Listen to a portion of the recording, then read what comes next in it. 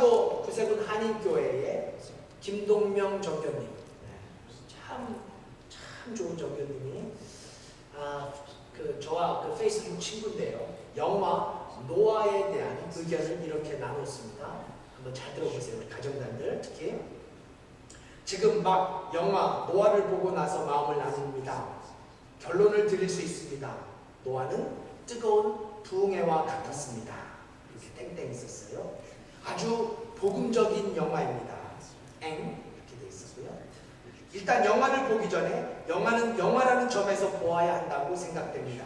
다큐멘터리가 아닙니다. 이 말은 흥미 요소가 들어갈 수 있다는 점입니다. 따라서 영화의 흐름을 이해해야지 지역적인 것을 보면 큰 흐름을 놓치게 됩니다. 영화는 감독 데론 아로노프스키의 철저한 의도에 의해서 만들어진 것 같습니다. 각본, 배우, 카메라, 앵글 참 좋았습니다. 흥행에는 실패할 것 같지만요. 일단 감독은 창세기를 잘 아시는 분입니다. 어떻게 아냐고요? 영화의 상징들이나 등장인물을 보면 알 수 있습니다. 저는 감독이 무엇을 말하고 싶은 것일까 의도성을 가지고 보았습니다. 그런데 예상보다 영화가 쉬웠습니다. 말하고자 하는 것이 분명했기 때문입니다. 감독은 하나님을 이야기하고 싶었습니다. 하나님의 본성을 이야기하고 싶었습니다. 인간의 죄악의 관영함에 대해 하나님의 반응을 보여주고 싶었던 것입니다. 그 하나님의 성품을 대역으로 내세운 사람이 바로 노아입니다. 청년회장님 같은 생각일 거예요. 따라서 성경 노아와 다르게 영화 노아는 아주 잔인한 사람으로 나옵니다. 눈에 도끼가 있습니다.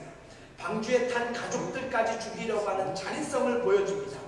성경 자체를 사실적으로 보려는 관객들이 이 부분에서 혼돈될 것입니다. 감독은 이런 혼돈을 정리하기 위해서 노아의 입에서 아예 정확한 단어 하나를 보여줍니다. Justice. Justice. 하나님의 성품입니다. 공의라는 말이죠. 공의는 죄를 지은 자들은 죽어야 하는 것입니다. 따라서 영화는 잔인하게 죽이는 장면을 보여줍니다. 감독은 공의로 보면 인간은 다 죽어야 되는 존재지만 또 다른 하나님의 성품인 사랑을 보여줍니다. 그래서 우리 인간이 이 땅에 살아남을 수 있다는 것을 보여줍니다. 어떻게 보여줍니까? 이 부분은 제가 알려드리면 영화 보시는데 방해될 것 같아서 생략하고요. 이렇게 이 김동명 정교님의 글은 이어집니다. 저는 그때 아멘이 저절로 나왔습니다. 주님의 사랑으로 구원받은 것입니다. 이 고백을 통해서 노아도 회복을 합니다. 노아는 다시 가정으로 돌아갑니다. 부부가 사랑을 회복하게 됩니다. 가문이 회복하게 됩니다. 그리고 마지막 감독은 더 정확하게 분명하게 부흥의 피날레를 보여줍니다. 가정, 아름다운 폭포, 녹색의 산, 그리고 한 쌍의 동물들, 게다가 방주의 파편까지 바로 구원받은 천국의 모습입니다. 우리 교인들은 보세요. 은혜 받으세요. 하나님의 공의와 사랑을 보면서. 제가 알고 지내던 박진성 전도사님도 이렇게 페이스북에 영화평을 남기셨더라고요. 데론 아로노프스키의 노아를 드디어 봤다. 라이언 일병 구하기 이후 깊이 생각하게 하는 영화다. 성경적 정확성을 기대하지 않고 본다면 꽤 기독교적인 영화다. 더 웨슬터와 블랙 스완 이후 아로노프스키가 또 한편의 대작을 만들었다. 영화의 여운을 보내기 싫어 오늘 잠자긴 글렀다. 또 이런 평이 제 눈에 들어왔어요. 마지막 하나만 더 소개해 볼게요. 기독교 문화 사역을 감당하고 있는 박성우 사역자의 평인데요. 아주 길게 썼어요. 제가 앞뒤만 이렇게 짧게 소개해 드릴게요. 이래저래 시끄럽던 노아 이제 봤다. 틀린 부분도 다른 부분도 있다고 여겨지지만 결코 서프라이즈 같은 재현 영화가 아니어서 굉장히 영화적이었던, 그래서 모처럼 진지하게 본 영화다. 제가 중략할게요. 사실 내가 이 영화를 보며 느낀 가장 큰 감정은 부끄러움이었다. 성경이란 텍스트를 갖고 내가 이 영화만큼이나 고민해 본 적이 있는가? 이만큼의 고민의 흔적을 보여준 작업을 해본 적이 있는가? 논란의 여지가 있을 만큼 맞는 것도 틀린 것도 다른 것도 많은 영화다. 영화를 받고 혹은 볼 생각이 있는 사람들이라면, 성경과의 비교가 궁금한 사람이라면 이상한데 가서 혹하지 말고 좀 셀장이든지 순장이든지 목장직이든지 전도사님이든지 목사님이든지 찾아와서 좀들 배우시기를, 제발 성경 좀 읽기를. 오늘 가정단에서 노아라는 영화를 보려고 합니다. 사실 저는 온 교회 분들이 다 봤으면 좋겠어요. 청년들도 꼭 봤으면 하는 바람에 다음 토요일 날 청년들도 다 같이 가려고 합니다. 시카고 구세군 교회에 우리 김동명 정교님이 나눈 것처럼 우리 교회들 꼭 보십시오. 그리고 은혜 받으세요. 은혜가 어려우면 꼭 감동 받으십시오. 물론 지금 한국에서는, 미국에서조차 반기독교적인 영화라는 평이 있다는 건 잘 알고 있습니다. 하지만 영화는 영화로 볼 수 있어야 하지요. 그리고 마음의 준비를 잘 해가세요. 한국의 한 문화사역자의 고백처럼 우리가 이 영화를 통해서 좀 더 성경의 말씀에 대해서 고민하고, 고민만이 아니라 말씀 앞에 우리가 진지하게 우리의 삶과 생활을 돌아볼 수 있는 시간이 될 수 있기를 기대해 봅니다. 예, 아주 짧아요. 노아에 대한 성경 말씀이. 그래서 우리 청년들이 어제 그 성경 말씀을 다 읽고 우리 함께 토론했습니다. 오늘 가정단에게도 분명 유익하고 감동의 시간이 될 줄 믿습니다. 예, 그런 시간이 되기를 제가 기대합니다. 자, 오늘은 부활절을 한 주 남긴 종려 주일입니다. 다음 주일은 정말 우리 모두가 이 세상에서 가장 위대하고 아름다운 절기를 보내는 주일입니다. 다음 주일은 어느 절에 가셔야 돼요? 부활절입니다. 부활절. 이 세상에서 가장 위대한 절이 아니라 우리는 절기라는 표현을 사용하지요. 이 세상에서 가장 위대한, 그야말로 세상의 역사를 송두리째 바꾼 절기가 된 부활절을 맞이하게 됩니다. 한국의 참 좋은 목사님 중에 한 분인 유기성 목사님의 설교 중에 이런 게 떠올라졌어요. 이 세상에 어떤 종교도 부활을 얘기하는 종교는 없습니다. 이 세상에 어떤 종교도 영원한 생명을 말하는 종교는 존재하지 않습니다. 이 세상에 어떤 철학과 사상도 영생을 감히 말하지 않습니다. 이 세상에 단 하나의 종교, 그래서 이것은 종교 이상의 종교입니다. 왜냐하면 이 세상에 어떤 종교도 말할 수 없는 것을 말하고 있기 때문입니다. 참으로 멋진 설명이 아닐 수 없습니다. 이 세상에서 유일하게 부활을 말하는 종교, 이 세상에 유일하게 영생을 거론하는 종교, 이 세상에 유일하게 심판과 구원이 있다고 선언하는 종교. 그래서 종교 이상의 종교인 우리 기독교의 가장 위대하고 아름다운 절기 중에 하나인 부활절이 바로 다음 주일입니다. 하지만 여러분, 제가 늘 말씀드리죠. 우리 기독교는 결코 부활만을 바라지 않습니다. 부활만을 노래하지 않아요. 왜 그렇습니까? 부활 전에 고통이 있기 때문이죠. 부활 전에 고난이 있기 때문에, 부활 전에 죽음이 있기 때문입니다. 그러므로 이 죽음을 통하지 않고는 결코 부활을 말할 수 없습니다.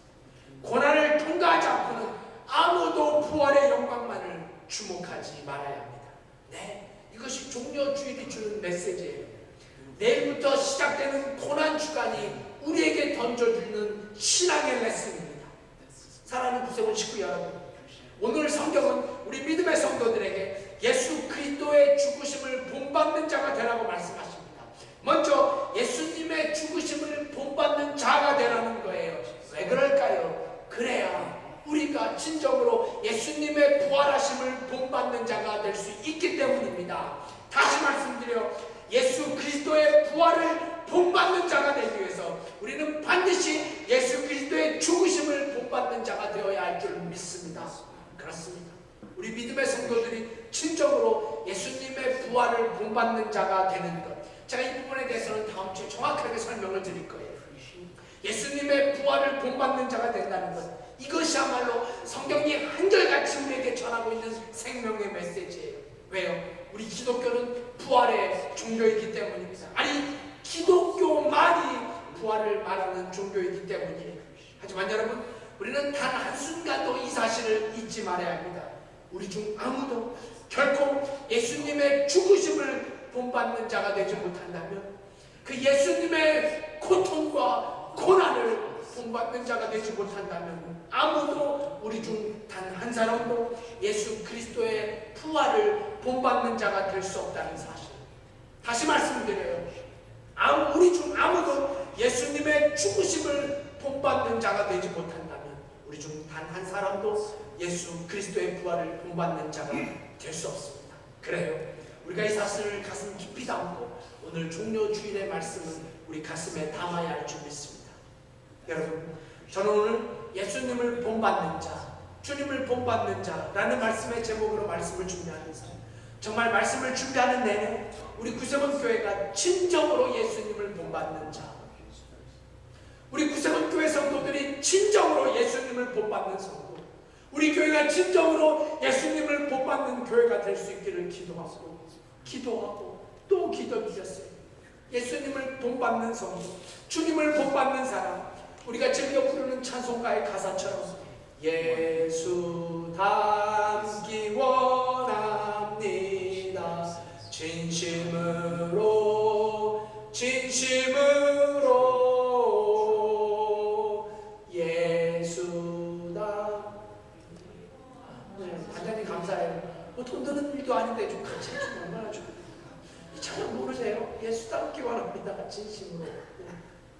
예수 닮기 원합니다. 진심으로. 그래요. 이 찬송이 그저 우리 입술로만 노래되어지지 않아야 합니다. 왜 그렇습니까? 이 찬양은 우리가 온 마음과 정성을 다해 진심으로 부르는 이유는 우리가 바로 예수님을 본받는 자로서 선택받은 믿음의 백성들이기 때문이에요. 예수님께서 선택한 믿음의 백성들, 그래서 그분을 따르고 그분을 닮으며 결국 그분을 본받는 삶을 살아가는 것, 그래서 결국 천국을 소망하며 살아가는 것, 그것이 우리를 믿음의 백성으로 선택하신 궁극적인 이유가 되기 때문입니다.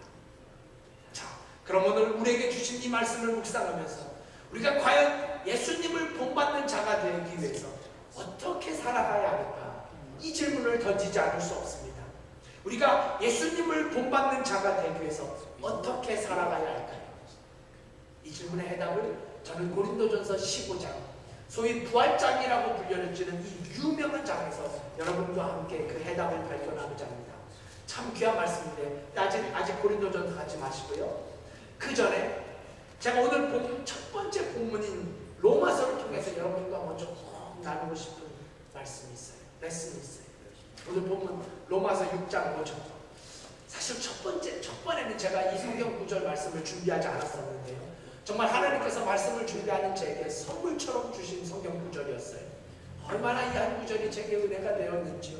한 주간 이 말씀을 붙잡고 살았는지 몰라요. 그래서 말씀의 제목도 이 성경 말씀을 그대로 제가 따왔죠. 우리 로마서 6장 5절 말씀. 정말 한 목소리로 한 마음으로 함께 공독해봐요. 시작. 만일 우리가 그의 죽으심을 본받아 연합한 자가 되었으면 그의 부활을 본받아 연합한 자가 되리라. 아멘이십니까? 아멘. 다시 한번 이 사도 바울의 위대한 말씀을 주목해 주십시오. 우리가 주님 예수 그리스도의 죽으심을 본받아 연합한 자가 되었으면 그의 부활을 본받아 연합한 자가 되리라. 여러분, 여기서 계속적으로 반복되어지는 단어가 뭐가 있어요? 연합이에요. 연합. 네, 저는 오늘 무엇보다도 먼저 어떤 말씀을 나누기 전에 여러분 제가 부활의 공동체가 되어야 한다는 사실을 먼저 여러분에게 상기시켜 드리고 싶어요. 부활의 공동체. 요즘 많은 목회자들이 교회를 가리켜 공동체라는 표현을 자주 사용합니다.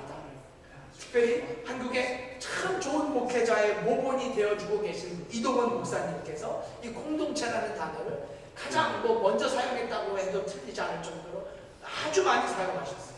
교회는 공동체여야 한다. 그래서 그분의 설교 시리즈에는 이 공동체 시리즈가 있어요. 부활의 공동체, 사랑의 공동체, 섬김의 공동체, 위로의 공동체. 그러니까 오늘 우리가 말하고 있는 부활의 공동체, 이게 바로 교회의 참 모습이어야 한다는 것이죠.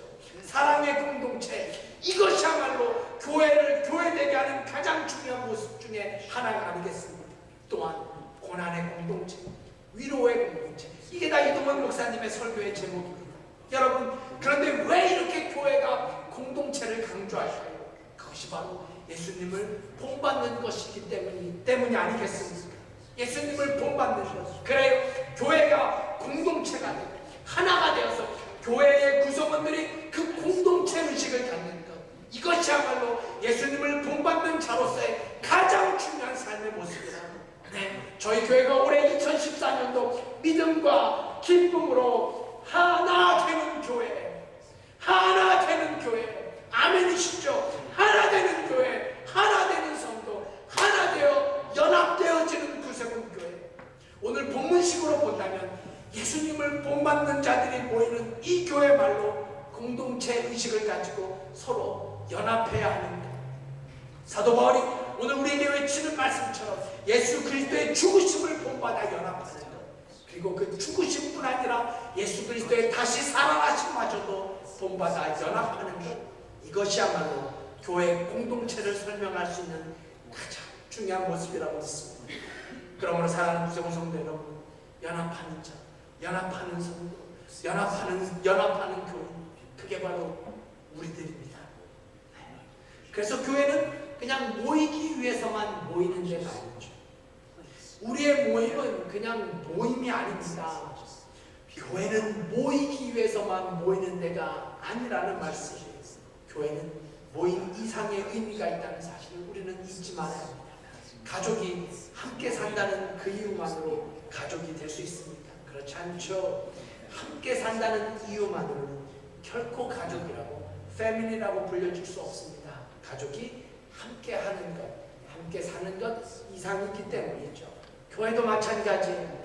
함께 모인다는 사실도 중요하지만 함께 모인다는 사실만으로 만족한다면 우리 교회는 아직 온전한 교회로서의 모습을 갖추고 있지 못하고 해도 과언이 아닐 거예요. 교회는 모이는 것만이 목적이 아니기 때문입니다. 우리가 이미 봉독했지만 너무 중요한 말씀이니까 제가 다시 한번 봉독하고 싶어요. 로마서 6장 5절 말씀. 만일 우리가 그의 죽으심을 본받아 연합한 자가 되었으면 또한 그의 부활하심을 본받아 연합한 자가 되리라. 아멘. 여러분과 저는 주 예수 그리스도의 죽으심 때문에 하나가 된 사람들입니다.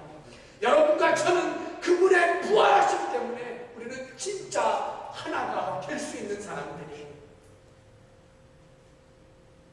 그렇다면 사랑하는 여러분, 우리는 진짜 그렇게 살고 있습니까?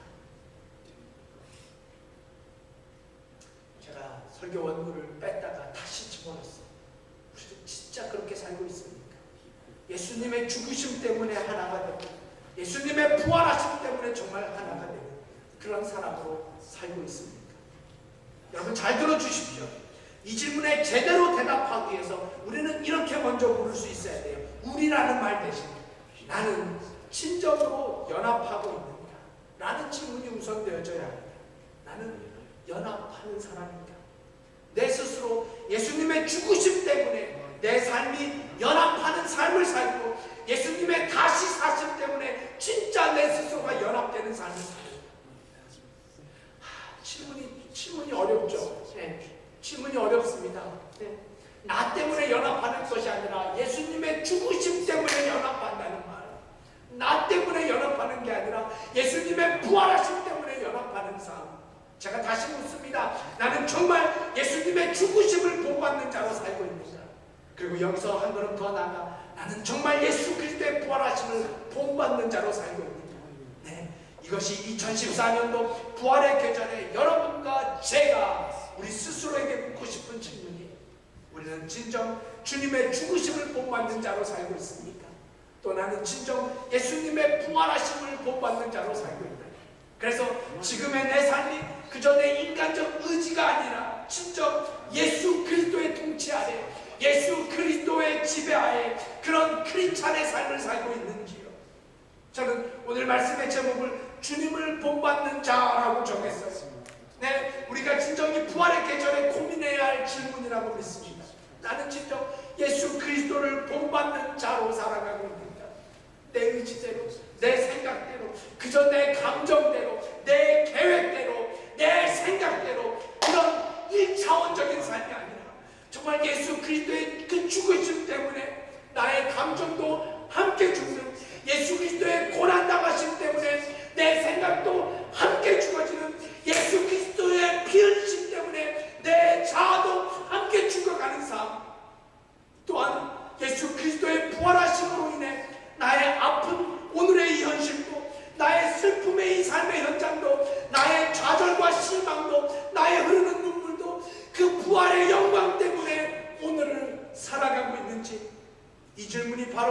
내가 주님을 본받는 자로 살아가고 있는가?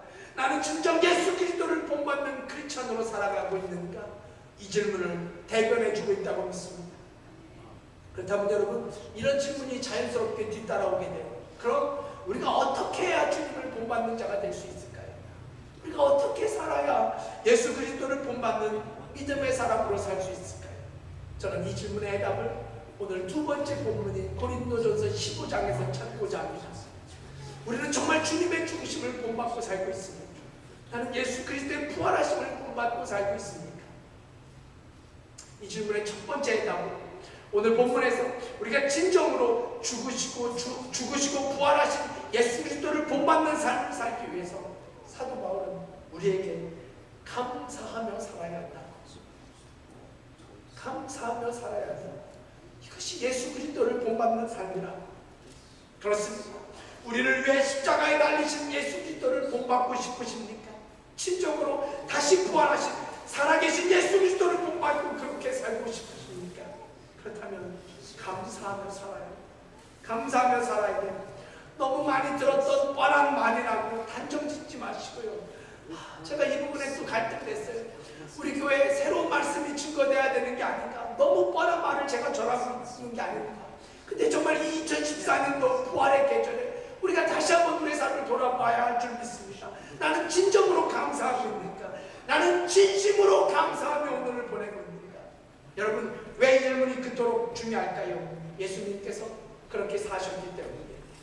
2000여 년 전 골고다의 언덕, 그 십자가에서 예수가 흘리신 그 보혈의 피, 그 십자가 아픔 속에서 감사를 잊지 않으셨던 주님, 그 모습을 우리가 여전히 기억하고 있기 때문이 아니겠습니까? 자, 우리 고린도전서 15장 57절 너무너무 은혜가 되는 말씀인데요. 우리 함께 한 목소리로 공독하면 좋겠습니다. 함께 읽어요. 시작. 우리 주 예수 그리스도로 말미암아 우리에게 이김을 주시는 하나님께 감사하노라. 아멘. 여러분, 저는 우리 신앙인들에게 있어야 할 가장 중요한 삶의 모습 중에 하나가 바로 감사라는 것. 믿어지지 않습니다. 감사하는 삶, 감사하며 사는 것. 이것이야말로 예수 그리스도를 본받는 삶이라고 믿어요. 자, 그런데 우리가 이미 이것은 잘 알고 있는 말씀이라는 거죠. 감사하며 사는 거 너무 잘 아는 말씀이에요. 너무 다 아는 말씀이에요. 너무나 많이 들었던 말이에요. 항상 기뻐하라, 쉬지 말고 기도하라. 그 다음에 뭐예요? 범사에 감사. 다시 한번 이 말씀을 여러분에게 선물로 드리고 싶어요. 오늘 사도 바울은 범사에, 모든 일에 감사해야 하죠. 자, 근데 여러분, 감사의 반대가 뭐예요? 감사의 반대, 불평입니다. 감사의 반대는 불평이에요. 그래서 한 설교가가 말하기를 불평은 그리스도인들의 감사를 막는 가장 무서운 적이다라는 표현을 썼어요. 그리스도인의 감사를 막는 가장 무서운 적이 뭐예요? 불평이라는 거죠. 왜요? 불평하면서 아무도 감사할 수 없기 때문에. 불평하는 마음에 절대로 감사의 마음이 자리 잡을 수 없기 때문에. 그것은 마치 물과 기름이 섞일 수 없는 것처럼 불평과 감사도 함께 공존할 수 없습니다. 그렇습니다. 사랑하는 성도 여러분, 저는 저희 교회가 제대로 주님을 본받는 교회 공동체가 되기 위해서, 아니 한 걸음 더 나아가 교회의 한 분이 제대로 주님을 본받는 삶을 살기 위해서 우리는 반드시 감사하는 삶을 살아야 하고 있습니다. 감사하며 사는 삶. 이 삶이야말로 주님의 모습이기 때문에 그렇습니다. 사랑하는 무서운 필라스입니다. 제가 정말 그리스도의 이름으로 진지하게 여러분에게 부탁드립니다. 제발 감사하는 삶을 사십시오. 감사하는 성도가 되십시오. 성경의 가르침대로 범사에 감사하는 사람이 되십시오. 이것은 제 뜻도 아니요 교회의 뜻도 아니요 범사에 감사하라. 이는 그리스도 안에서 우리를 향하신 하나님의 뜻입니다. 아멘. 감사하는 삶, 감사하는 성도, 감사하는 목회자, 감사하는 교회. 이것이 바로 우리가 십자가에 죽으신 예수 그리스도를 본받는 가장 중요한 첫 번째 스텝이요. 이것이 바로 다시 살아나신 예수 그리스도를 본받는 가장 중요한 첫걸음을 잊지 말아야 합니다. 자, 이제 마지막으로 오늘 예배가 너무 늦게 시작되어져가지고 끝까지 갈 수 있을지 모르겠어요. 제가 아무튼 늦지 않게 끝나도록 하겠습니다. 자, 마지막으로 우리 다시 본문으로 돌아가서 감사에 관해서 조금 더 구체적으로 생각해보고 제가 말씀을 마치도록 하겠습니다. 감사하는 삶, 아니 감사해야 하는 삶. 크리스찬이라면 누구도 반박할 수 없는 삶의 철학이죠. 기독교인이라면 누구도 거부할 수 없는 삶의 모습입니다. 그래서 모든 성도들이 다 알고 있는 사실이에요. 자, 제가 오늘 본문을 통해서 여러분과 나누고 싶은 마지막 메시지, 감사는 해야 되는데 우리에게 어떤 문제가 있다. 그 어떤 문제가 무엇인가? 우리가 도대체 무엇을 왜 감사해야 하는지 분명하게 인식하지 못할 때가 있다는 사실. 감사해야 한다는 것만 알았지 도대체 무엇을 왜 감사해야 하는지 이게 쉽게 대답이 안 된단 말이에요. 이것이 우리의 문제일 수 있습니다. 뭘 왜 감사해야 할까요? 자, 이 해답이 오늘 사도 바울이 오늘 본문 57절에서 분명하게 우리에게 가르쳐주고 있습니다. 사도 바울은 이렇게 우리에게 말합니다. 우리 주 예수 그리스도로 말미암아 우리에게 뭘 주셔요? 이김을 주시는 하나님께 감사한다. 이김을 주시는 하나님께 감사한다. 아주 중요한 부분이에요. 여러분, 이 사도 바울이 말하고 있는 본문의 이김이라는 게 무엇을 뜻할까요? 예수 그리스도께서 무엇을 이기게 해주셨길래 우리가 감사해야 할까요? 그게 뭐예요? 죽음이에요. 본문에서 사도 바울이 말하는 이김의 원뜻은 죽음입니다. 죽음. 왜요? 예수 그리스도가 죽음을 이기셨기 때문에. 하지만 이 부분은 제가 뒤로 밀게요. 우리 다음 시간으로 미루고, 저는 오늘 말씀을 준비하는 내내 정말 우리 교회 성도님들이 죽음을 이긴다는 이 말씀의 원뜻은 아닐지라도 지금 우리가 겪고 있는 어떤 삶의 상황 속에서 그것을 이기게 하심을 감사하게 해달라고. 무슨 말씀인지 제 심정이 이렇게 느껴지시는 줄 모르겠어요. 우리가 겪고 있는 삶의 문제를 이기게 해달라고. 우리 교회 분들 중에는 경제적 어려움이 있으신 분들이 계세요. 정말 어려운 분이 계세요. 그 경제적 어려움을 이기게 해달라고. 원뜻을 해석하기 이전에 이런 기도가 제가 저절로 나왔어요. 경제적 어려움이 있으신 분들, 우리 청년들 중에도 경제적 어려움이 있는 청년들이 있어요. 그 경제적 어려움들을 이기게 해달라고. 그러면 다른 문제가 있으신 분들은 안 계신가요? 그렇지 않습니다. 우리 삶 속에 말할 수 없는 어려운 문제들이 있는 분들이 계세요. 굳이 경제적 문제가 아니라도 삶에 말할 수 없는 어려움을 갖고 계신 분이 계세요. 그런 분들이 정말 이 부활의 계절을 통해서 그 어려움들을 이기게 해달라고. 이김을 주시는 하나님께 감사하노라. 그래서 사도 바울처럼 이 동일한 고백을 하게 해달라고. 저희 교회 건강의 문제 때문에 아파하시는 분들이 계세요. 지난주에 우리 노무사님이 정말 많이 아프셔서 교회 못 나오셨어요. 어떤 교회라도 뭐 다 이런 어려움이 있지 않겠어요? 건강의 어려움이라든지, 교회의 어려움, 재정적인 어려움이라든지, 신분의 어려움이라든지, 이민자로 유학생으로 살아가면서 모든 교회가 다 어려움이 있습니다. 그래서 제가 말씀을 준비하면서 이런 기도가 저절로 흘러나왔어요. 우리 교회 건강의 어려움에 고통을 당하시는 분, 그 고통을 이기게 해달라고. 더불어 어떤 삶의 문제라도, 어떤 삶의 아픔이라도, 어떤 삶의 고난이 있더라도 결국 그 모든 것들을 이기게 해달라고. 그 모든 걸 이기고 진정으로 주님 앞에 찬양과 감사를 올려드릴 수 있는 믿음의 공동체가 되게 해달라고. 여러분, 정말 우리 교회 이런 어려움들을 겪고 계신 분들 정말 예수 그리스도 이름으로 기도드립니다. 그 모든 것을 이기게 하시고 결국 이겨내게 하실 줄 믿습니다. 그 이기게 하시는 함께 찬양하는 우리 모두가 될 수 있기를 예수 그리스도 이름으로 축원드립니다.